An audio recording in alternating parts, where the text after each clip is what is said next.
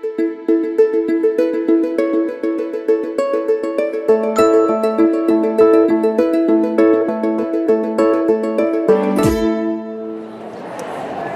want to welcome our dynamic and accomplished panel. We are so thrilled to have so many different versions of thriving work-life mixes in front of us. And so to get things started off, we're going to ask each of them to give you 1 minute on their current mix. Jessica, will you start us off? Sure. I'm Jessica Brown. I'll just hit each of the elements that go into the mix. Number one for me, like for most of you probably, is family. Louder? You can't hear? So I'm going to hit each of the elements of the mix. Number one for me is family. I have a husband, Chris. We've been together about 11 years. He makes video games for a company in Boulder, and we have 2 little girls, Hadley, who is 7, and Tatum, who is 3. I'm also a partner with an international law firm, Gibson Dunn, where Cindy used to work. And I've been there for 19 years. I do mostly employment law, but for the last several years have been pretty immersed in global government investigations work. Next for me would be community. Right now, I am very involved in the Colorado Women's Bar Association. I'm actually about to be president-elect and then past president, so that's a 3-year commitment, and it's a little daunting. I'm also currently the chair of the board of the Legal Aid Foundation. Self would be next. My principal indulgence at the moment is Pilates. I actually hurt my back when I was pregnant the 2nd time, so I've treated Pilates as an extension of my physical therapy, and I'm really committed to it, and I have found it to be life-changing. And then house, I do almost nothing around the house. I don't garden, I'm horrible at all of those things. So that's the aspect of the mix that's just really not part of it. That's great. I'm Brooke Borgen, and my mix also begins with family. I have 3 little girls, ages 6, 4, and 5 months. So what my mix looked like a year ago is a little different than what it's looked like over the last 5 months as I've readjusted to having a newborn around again. I am co-founder with Griffin O'Shaughnessy, who's here in the audience, of Canopy Advisory Group. We're a portfolio of independent consultants here in Denver. For community, I'm a board member of KIPP Colorado Schools, which is a network of high-performing charter schools serving low-income kids, something I've done for about 5 years and I'm really passionate about. And I'm also quite involved with my kids' schools as well. And home is probably where my time gets spent the least as well. Try to delegate quite a bit, but still I'm primarily in charge of our family dinners and making sure the house stays relatively neat. Relatively is the key word. I put blinders on certain rooms and just don't worry about it. So that's my current mix. Great. Hi, I wanted to say thank you to Nicole and Cindy. Thank you so much for a great conference. This is amazing, and I'm thrilled to be in the presence of so many amazing people, women today. So first, thank you for allowing me to be up here. I'm Catherine Albright. I'm Senior Vice President at U.S. Bank. I manage commercial real estate nationwide. So I have 27 different markets across the footprint. So I travel quite a bit. I have a wonderful husband. Our 15th anniversary is coming up in June. And sadly, I have planned nothing to celebrate that yet, but I plan to. And I'll get to that as one of my weaknesses in a little bit. And we have 2 wonderful boys, 9 and 11, Phil and Gus, and they're in 3rd and 5th grade, very active. They love sports of all kinds, so I love to indulge them in those sports and probably overschedule all of us as a result. So those are my parts of my mix. In terms of community involvement, I love, it's one of my passions is just to be more involved in the community. I was on Leadership Denver as part of the Metro Chamber of Commerce, and I'm still very active in that role. I've served on a few different boards in the metro area and just really love getting more involved in Denver. I love to exercise, run, and swim, and everything else, and I do it not as much as I'd like, probably like most of us. And then home, I don't even know where to start. I don't even know where to start with that one, but I probably need to improve in that area. So that's my mix. Hi, my name is Rachel Schultz. I'm going to start with home because I do everything at my house, with the exception of I have a cleaning crew come in twice a month to kind of take care of the big things. So family management and home care is a really big part of my everyday life. And I also have a company called Manage Motherhood where I work with women to help them organize and better manage their busy lives.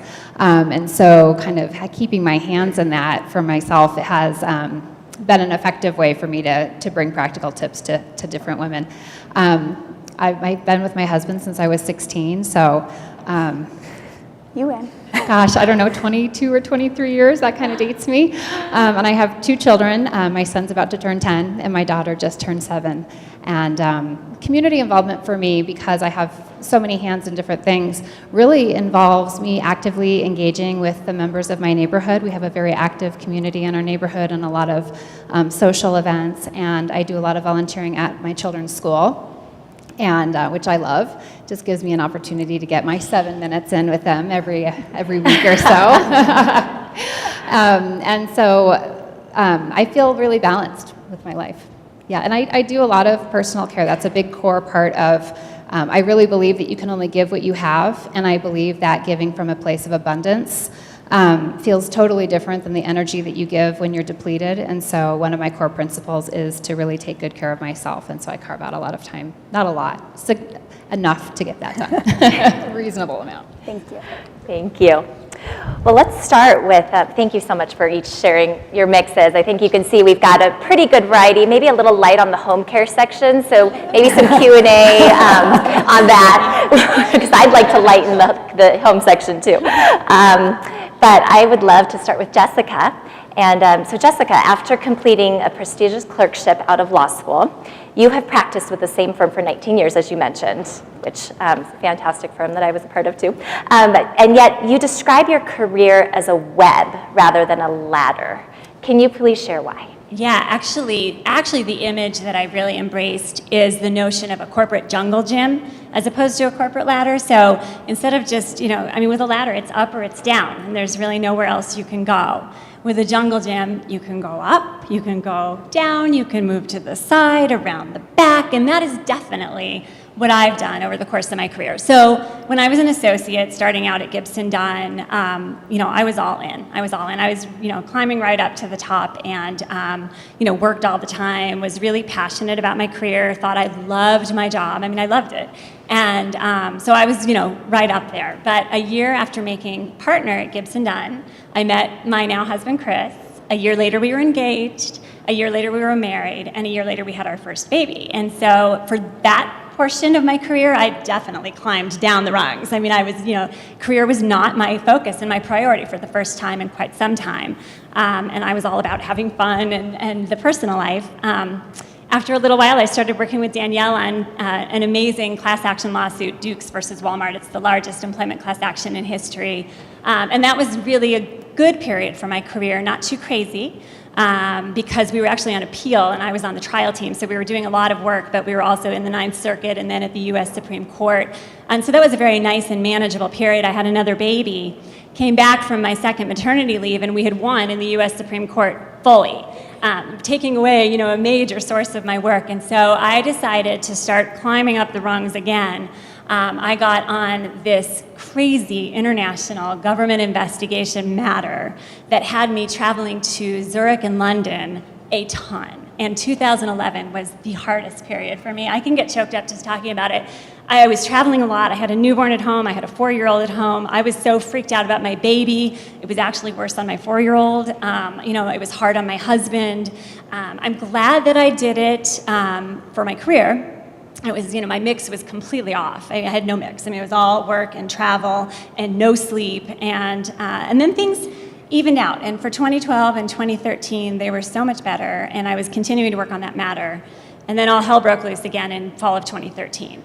And it was really a crisis point for me last fall. This is just last fall. I was basically offered a promotion of sorts to head up the area that I had been working on. It was the same client, but a new matter in Switzerland. And I just saw that I was going to have to travel a ton again.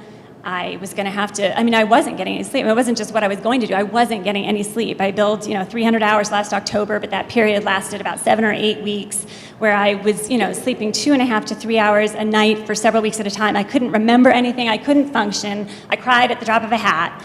I do anyway, but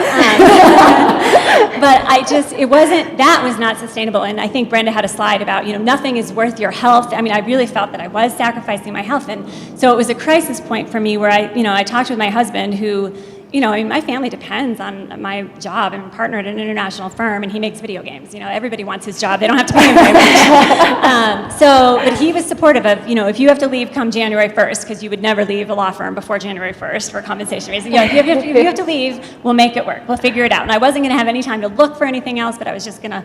Anyway, I tried something for me very revolutionary. I'm a pro by 19 years in at Gibson Dunn at delegating. I didn't need more people on my team. I have a massive team, and I'm responsible for all of them. That wasn't going to help me. What I needed was somebody who was very senior who could assist me, and I was begging for the team to bring in one of our European partners to take the Europe piece so that I could handle the US piece, because it's a global investigation. And the client wouldn't approve anybody. Ultimately, though, I did get a New York partner to come in on that matter, and I pulled a New York partner into another matter that I work on with Tammy, and that was life-changing. I delegated up, and now, 2014, knock on wood, has been, I went from the hardest period in my career of over 19 years at the firm last fall to one of the best now in 2014. So I'm just enjoying it while it lasts. But delegate up is my innovative strategy that is so far working.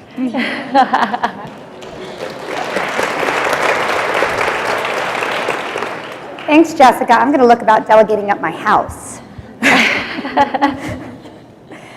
So our next question is for Rachel. And unlike Jessica, you had a rather, as you would call it, a very crooked career path from studying business in school to then a successful pastry chef to a stay-at-home mom, and then running your business now is kind of a successful stay-at-home blending from also a restaurant stint owner. Would you share with us some of that and what motivated each of those changes? Sure. So Lauren's word detour kind of epitomizes that crooked path. And I think that for me, it was motherhood. Motherhood was kind of the trigger for me that launched something that didn't make sense for me anymore. So I started my career as a pastry chef. I had every intention of having a bakery cafe, using my business degree, and launching into something. But the reality for me was that motherhood was in direct conflict with the requirements of being a pastry chef. So I wish I could say that all of my detours were kind of brilliant strategic planning at work. But what ended up happening for me is that when I became a mom, we were just in a natural transitional period in our family. My husband had graduated from grad school, and we were moving back to Colorado from Boston, and so staying home full time just made a lot of sense for me while we made that transition. And I didn't have a designated period of time that I was going to stay home. I just decided that when it felt right, I would go back to work. And what I discovered was that going back to work didn't make a lot of sense for me. That field is not necessarily high paying. And so having a nanny did not make economic sense. That wasn't viable for us. And my husband traveled extensively at the time internationally, and we didn't have any family in town in Colorado anymore. My parents bailed as soon as my sister graduated from high school, so we didn't have anybody anymore. And so that traditional daycare schedule didn't work for me either. So when I had the opportunity to become a partner in a restaurant, I jumped at it because it was my opportunity to relaunch my career. And I thought that it would give me an opportunity to also kind of control my schedule. And at the time, my son was 3.5 and my daughter was 5 months old. What I discovered was that I had a 20-hour day every single day of the week between balancing my work life and my home life, with the exception of Tuesday and Wednesday, where I pulled an all-nighter every single week for 7.5 months. I had a 39-hour day. And it wasn't sustainable. And so when I left the restaurant, I decided to leave the food industry completely. And that was when I was kind of detour run amok. I took a stab very intensively in children's book writing, and I explored some other options. But when I finally sat down and asked myself, where have I spent 10,000 hours? If you've read Malcolm Gladwell's Outliers, there's the whole kind of 10,000 hours to become an expert. I thought, where have I logged 10,000 hours in anything in my life over the last 6 years, such that I could be considered an expert in that field and make this transition? answer was so obvious. I'd struggled to be a mom, and live my life and have it organized and make sense for me in the context of motherhood. And so when I made that decision to create my company, Manage Motherhood, and to help other women do what I had done, which is really figure out strategies and systems that work to feel whole in their life and also kind of manage all of the different roles that we fulfill. I got a lot of clarity, which was wonderful for me because I spent many, many years in that transitional period having trouble redefining who I was beyond being a chef. And I think it's important to be transparent about that because you can look at a crooked path and think it looks really glamorous and sexy, but the reality is that I was lost for many, many years. And so I feel very privileged to be able to do the work that I'm doing now. And so to ask the question of being, what's the motivator? The motivator was, the trigger was becoming a mom, but the motivator was that I realized I needed to evolve. And to use Brenda's words, the formula no longer worked for me. And so just creating a sustainable whole life has been what's led me to the path that I'm on now. Thank you. Thanks, Rachel. I think that many of us can probably relate to that, the crookedness and just the things that happen and having to work with that. So thank you for sharing that. Brooke, you have built a company that provides opportunities for women who want to slow down from their careers and raise families but still keep their skills fresh and do good work. So how did you get the idea for Canopy?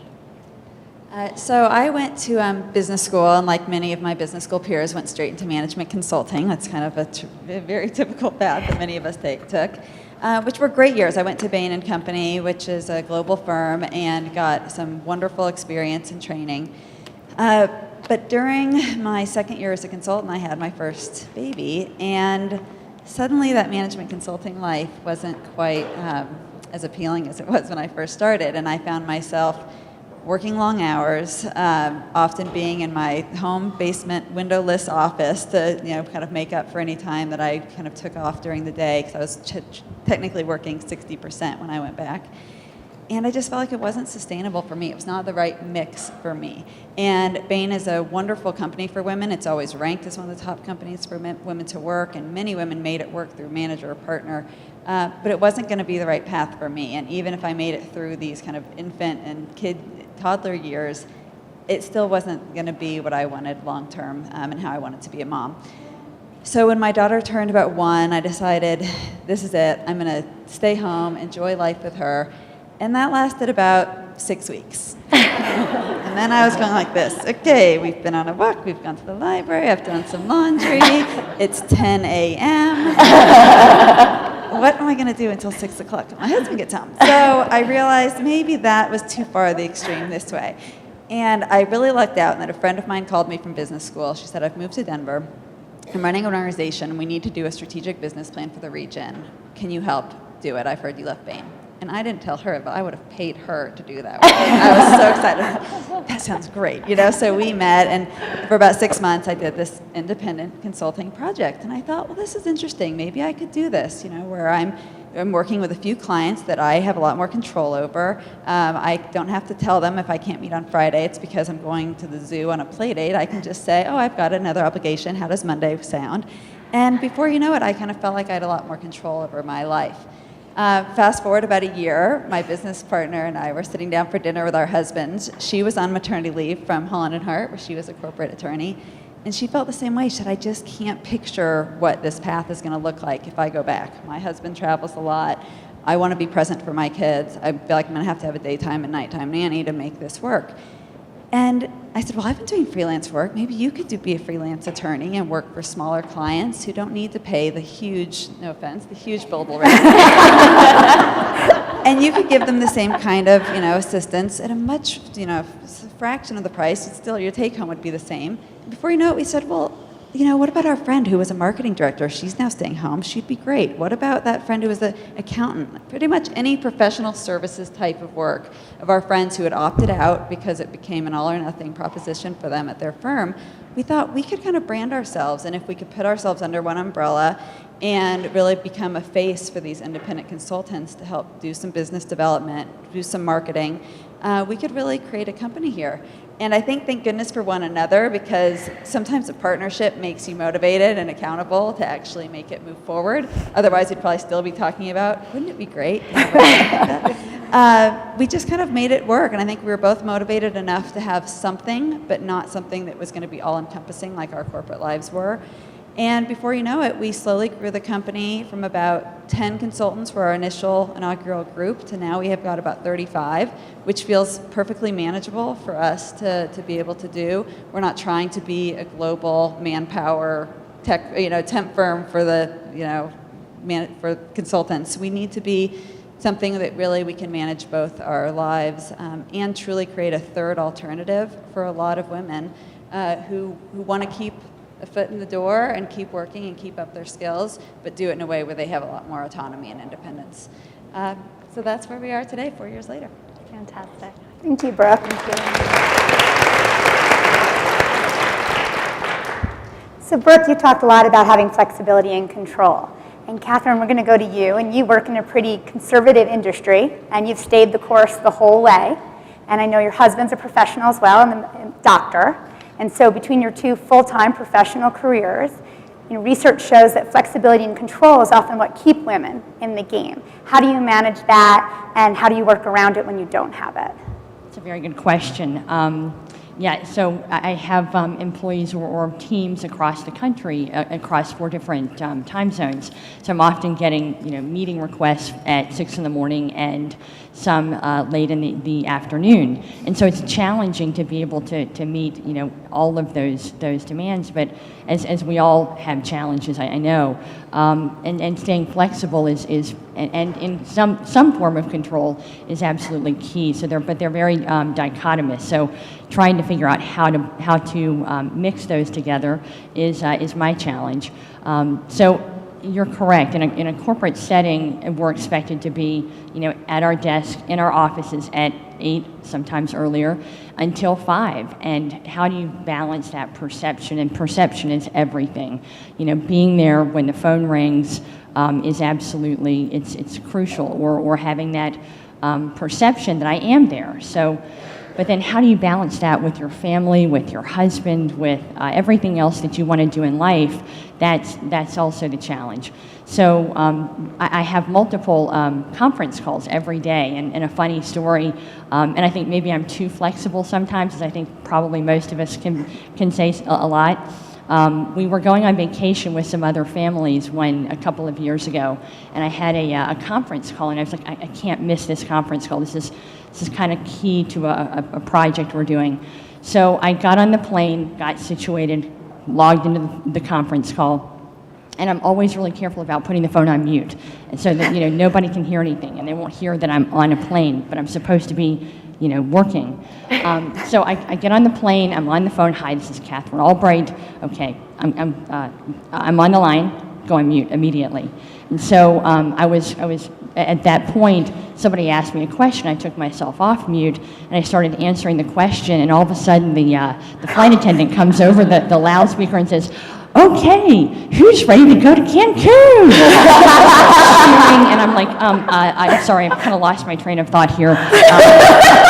Would you mind answering that question, Mike? And so then I go back on mute. So it's perception is everything, but being able to do those types of things, being able to blend things and mix things is crucial, and it really is a mix. And so anyway, I don't know how much control I have. I think I have too much flexibility sometimes, but it's something that's working right now. Thank you. So, yes, thank you. In the next few questions, we can feel free to hold our applause because we'll just sort of dialogue a little bit back and forth, but thank you for that energy from everybody. So on the subject of flexibility and control, I'm going to bounce back to Brooke because you work about 25 hours a week. And so would you share and just provide some practical tips about why you have adopted the specific schedule you have and how it allows you to actually be present in each of your roles? And then do you ever find it challenging to sort of turn off, turn on? Because we hear a lot that people who work sort of part-time feel like you can't really be present in anything because you've got a foot in each door. So I think that's what we'd love to hear from you about that. Sure. So I've adopted a schedule where I have hours every day as opposed to 2 or 3 really long days and then nothing on those other days. Because we all know the reality is there are never days where it's just nothing, no emails come in, no phones ring, it just doesn't happen. So what I tend to do is drop my older girls off at school and then know I have dedicated hours, sort of 9 to noon or whatever it might be, to kind of answer any calls, get my emails done. If it's a light day, hopefully even get some time in for myself. I've started a postnatal Pilates class with 4 other friends who had babies, which has been great for me to have something on my schedule where I know I'm sort of trying to regain some strength after having a 3rd baby. And so I just know I've got that built-in time where I've got a sitter at home with my little one. But then every afternoon, I can really pick my daughters up from school, take them to whatever activities, spend time with the baby. And I really, somehow, I can just sort of tune off work, maybe to a fault. There are times all of a sudden I'll look at my, email after I've put them to bed and think, oh, I probably should have gotten back to that person a little quicker. But again, it's nothing, I'm not a heart surgeon. Nothing, no one is dying because I've not responded. And I know I've got my time built in the next morning, or in the evening sometimes, to get back to somebody. And so for me, knowing that, that I don't have these full intensive days from sort of 8 a.m. to 6 p.m. like I used to have at Bain, where I have to be completely away from my kids, it works for me. Other people, maybe not. It depends on what kind of flexibility you have with your child care. My babysitter likes that she sort of has half days every day as opposed to having really long hours. She has a dog, so she likes to be able to sort of know that her dog's not by himself all day. So little things like that have worked for me. And we're thinking about shifting over and having an au pair starting this summer. The 3rd kid has sort of put it over the edge as far as not having to drag her around all the time, every pickup in the late afternoon or on mornings where I don't have my sitter. So I think that'll also help a lot too. We'll give up sort of that feeling of not, having to have someone in our house all the time. We'll see if we adjust to that. But I think that'll be sort of the next phase, and that's been driven a lot by having a third child and not having them all in school. Thank you.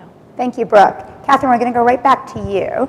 In a second, as you mentioned earlier, that we all, I think, can relate. We keep such a busy pace and have a tendency to overschedule, both at work and at home with our children and our spouse and activities. Do you find it hard, or do you have any suggestions with regards to keeping some quality time in there as opposed to just pure running around time? It's another great question, and I would welcome feedback from anybody else because I need that help, I think. But I do tend to overschedule this, and I look back and I think about the week ahead, and I think, wow, what have I done to my husband and my children and my in-laws? We've got a lot going on. So how do I plan for that? I think one lesson that I've learned is, one time I had to travel on Sunday night, and I got on the plane and I thought, oh no, I haven't planned for this situation where we've got a couple of sporting events and my husband is going to be in his clinic and I'm not there. What do I do? And so I kind of realized that I can't do that to my husband, my family. I've got to be planning much better, and that's probably a weakness of mine. So I've been trying to every week or couple of weeks kind of put in an email to my mother-in-law helps us extensively. There's some of you that know me in the room here and just have a huge support system with my family. So I put into an email just things that I have going on, the travel that I have planned over the next couple of weeks, and that changes all the time. So I'm constantly revising that. But I put it to my family, saying, "Here's what I've got going on. Do you see any gaps? Are there things that I'm missing?" And then I get emails back, "Oh, you forgot about this. You forgot about that. What are you going to do about this?" So I think that helps me, though, just sort of process things more than anything. That I've got to step back and plan better. So. That's great. Thank you. Well, and Jessica, so Catherine has been great in just sharing with us some of the challenges that she experiences, which I think many of us can relate to. And would you also be open to sharing some challenges what challenges you most in your work-life mix right now, and what steps have you taken to improve?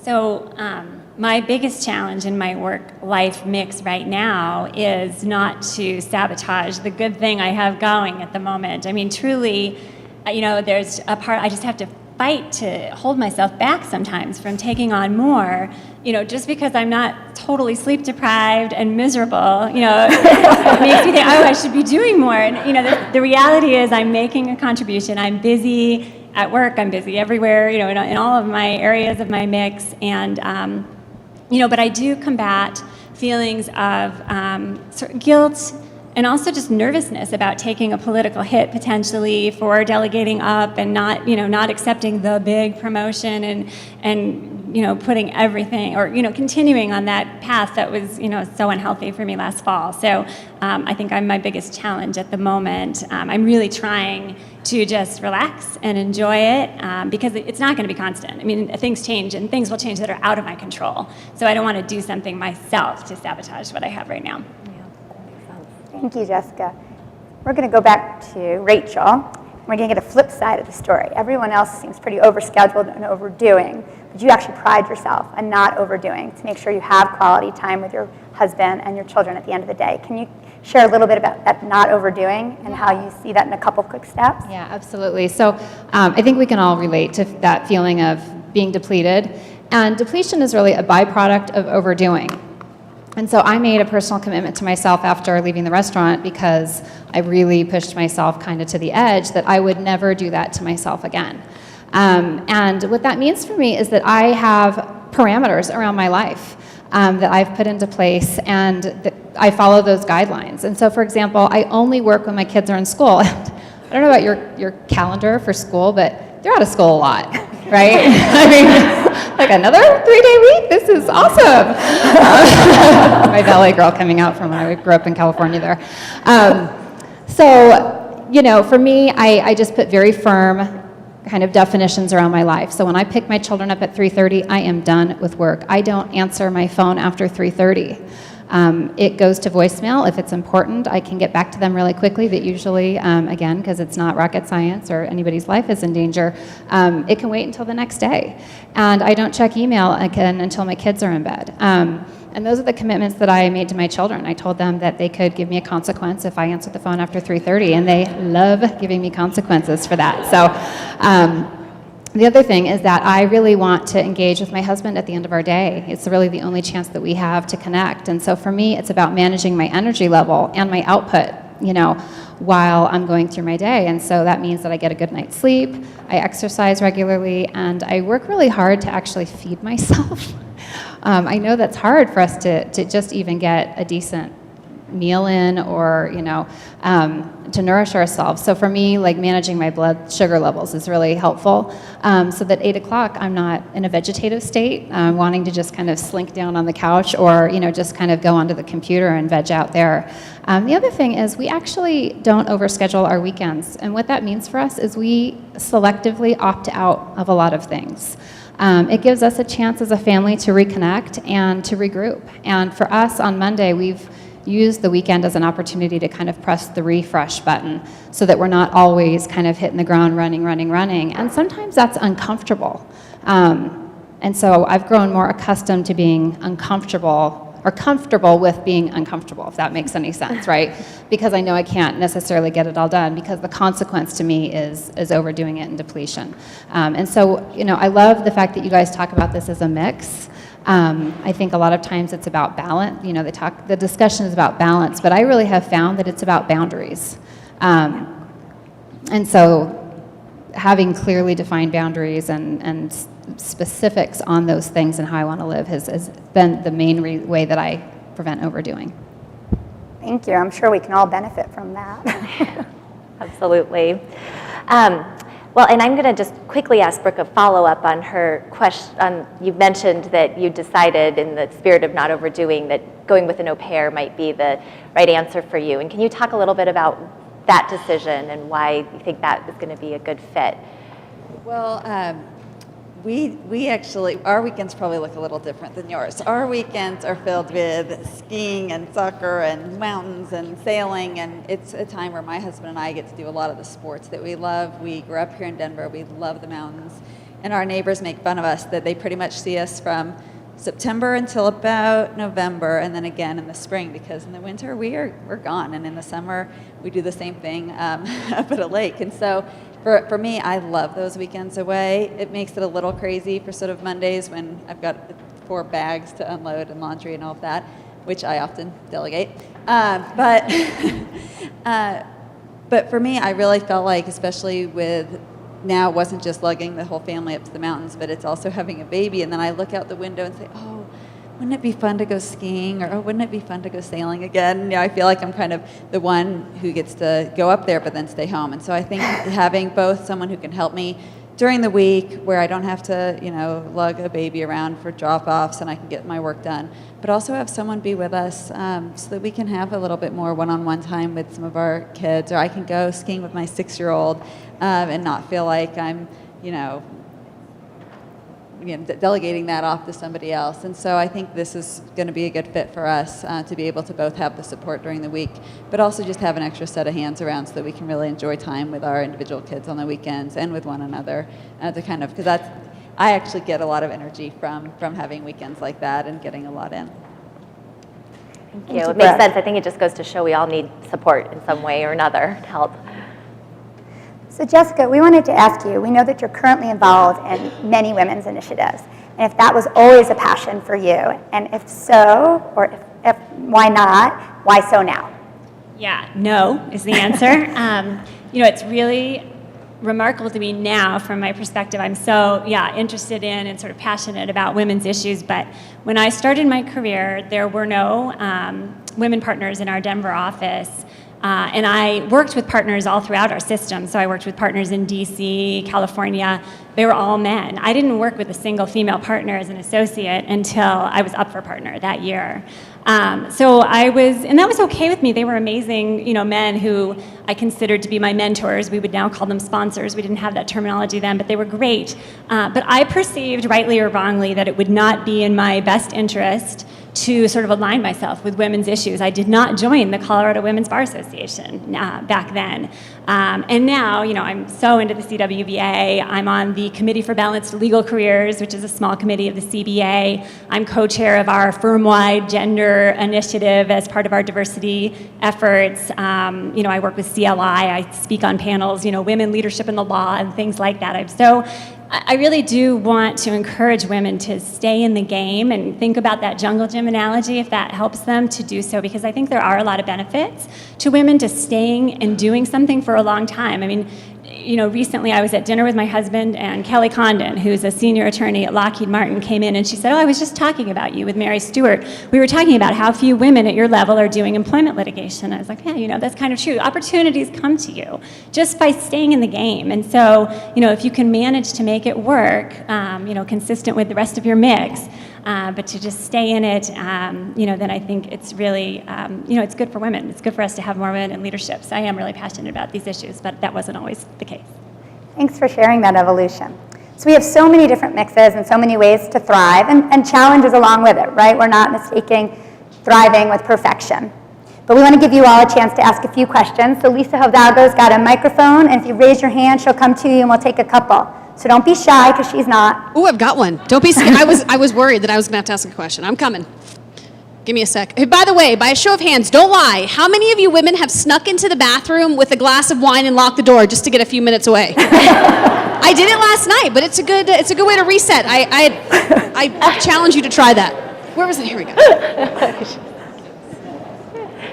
So my question is really for all of you. What triggers are in place for you to know when you're veering off course? Because we get going in our daily lives, and sometimes we don't even realize how far off course we've gotten until it's too late. I think this would be a great one for either Catherine or Rachel to take. Impatience, for me, is my trigger, or my marker.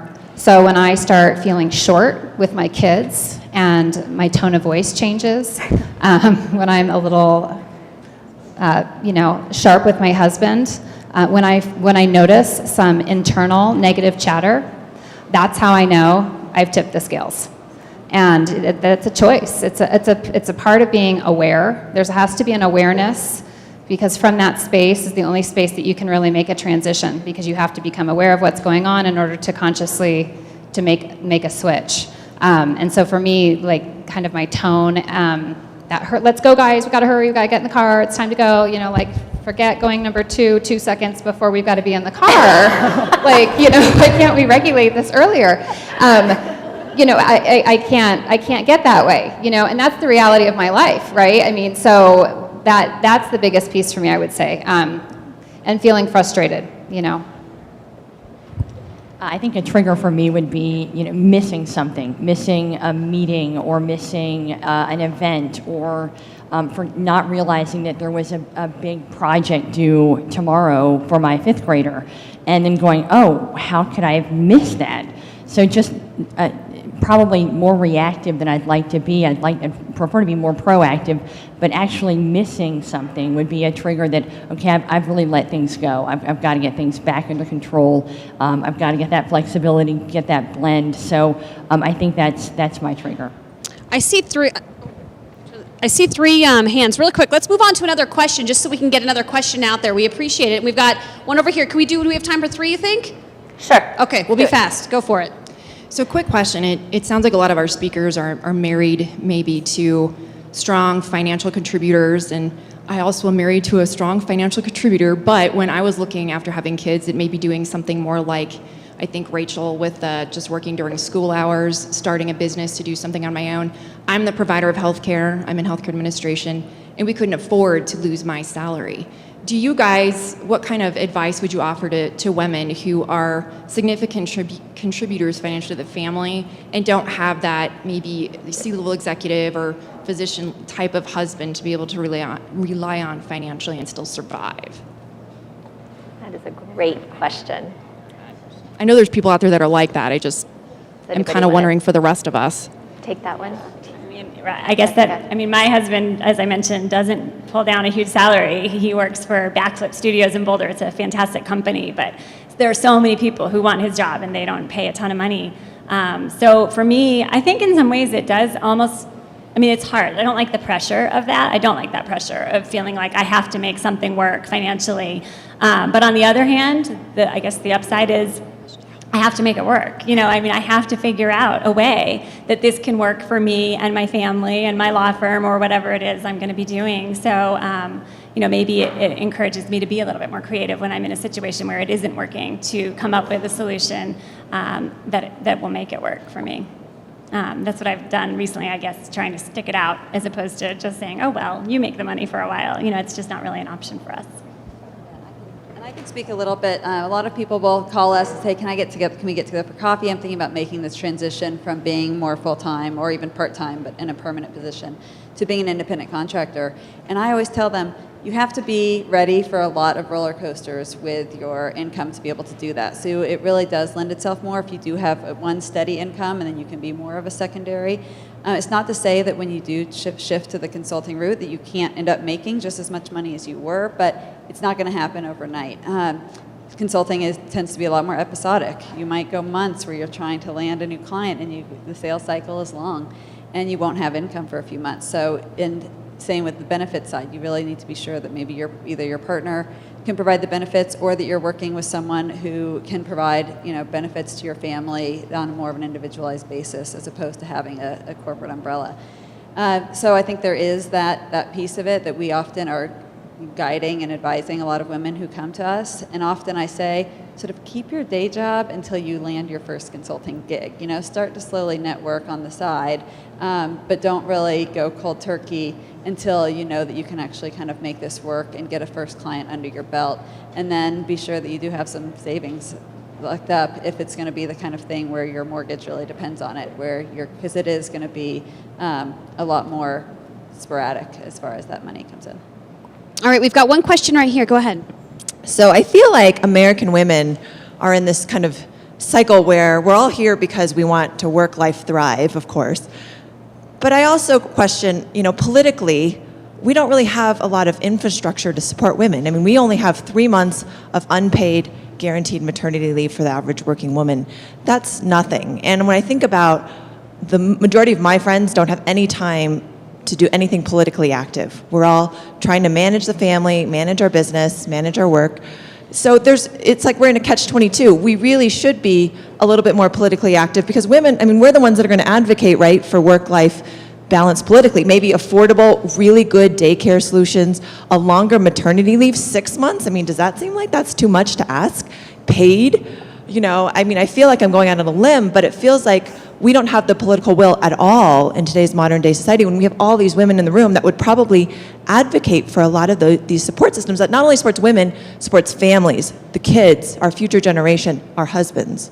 So I would love to get your take on, you know, politically, you know, what do you think? Do you see some changes? Do you feel like that's something that women should maybe come collectively together for? I mean, on an individual basis, I think we're doing well, but, you know, collectively. Thank you. I think you had a great insight, and yeah, I agree. I took 2 months with both of my children, and I don't think that was anywhere near enough. And then I'm taking them to daycare at 8 weeks old, and I'm you know, all the guilt and everything that goes with that, really tough to get through. Being in corporate America, I personally don't see a ton of change, and I think that if there was a way to get more involved and find a way to change some of those norms that aren't normal, I think that would be phenomenal. It would be great to be able to be a part of that discussion. I think we owe ourselves to do that. Not only maternity leave, but what I was talking about earlier, just the ability to have that flexibility without the perception of, oh, she's picking up her children today. I wonder what that means. You know, it's just that perception, and I wish that wasn't there in corporate America, but it is, and I can tell you it's alive and well. So if there was some way, and I'd be open to feedback, to take some of those norms that aren't normal and challenge those without compromising ourselves and our careers and who we are, I would love that. So I think that's a wonderful ambition, and anybody else have any thoughts on that? I do think the wave is out there. I mean, we started this company 4 years ago, and we would occasionally, someone would send us an article, oh, you should put this on your website about either work-life balance or about women in different leadership positions or about this wave of super temps, you know, like MomCore is also building upon. And so, and we're now, and that was 4 years ago, now it's a weekly thing. I mean, I'm seeing it in the news constantly. You're hearing about companies that are experimenting with telecommuting or cutting telecommuting or trying different flexible things. So it's out there. I don't think that there's the right answer yet. And ultimately, a lot of corporate America is still driven by their bottom line and by their stock price. And I think I don't know that we're necessarily going to see a shift of having a 6-month paid maternity leave, but I think the fact that there's so much conversation happening and so many more women in leadership positions who are saying, 15 years ago I wasn't involved, I didn't want to associate myself with the women's side of things, and now saying I'm going to stand up and be a leader and make sure that our firm has the kind of flexibility and encouragement of women to rise up. It's a slow-moving, turn of the ship, but I think it is slowly happening because more women are just going to start demanding it. And that's one of the things, part of our motivation in bringing the group together is to keep these conversations going and to build this kind of momentum continually. So hopefully this is just the tip of the iceberg. And we'll take one last question over here from Brenda. My question is for Rachel. You talked about self-care, that you take care of yourself. And that's such a hard thing for women to make time to do. So do you insist upon it? Are you vocal about it? Or do you sneak it and hide it and sort of manage it in the dark shadows? So do I sneak it and hide it from my family, or absolutely not? No. I use it as a way to model. Because I don't think that my children are going to have the expectation of that for themselves if they don't see me doing that. And I also remind them that when I'm stronger and happy, that I am able to give to them better. So, I do try to do as much as I can on my own. I think the problem is that sometimes we have the perception that it's selfish and that we don't have the luxury of spending time on ourselves, but it's kind of like running a bank account in a deficit. And I feel like it's, no one would use that. We take that same logic and we apply it to our lives. Right? So like, why would we would never run a bank account in deficit, and yet we run our lives in deficit all the time. And so I have some practices that I do in the morning, just a little 10 minutes before everyone else gets up that gives me a chance to center myself. And then I just sprinkle it really throughout my day. And this is where I have kind of created a lot of that in my business too, is to teach other women how to do that in a way that's sustainable and makes a lot of sense for them. Fantastic. Well, I'm sure we could keep asking these questions on, and everybody will be around for the rest of the day, so if you want to catch anybody and ask questions, please do. And I just want to really thank each of you, Jessica and Brooke and Catherine and Rachel, for both opening up and sharing your triumphs as well as your challenges, and just helping us see that there are so many different choices that we can each make, and different paths and different stages, but you have found different ways to thrive within that. And you know, we always say that meaningful work, meaningful family life, and meaningful life outside of all that does not have to be an either-or proposition. So thank you for helping us see that today. Thanks, everybody.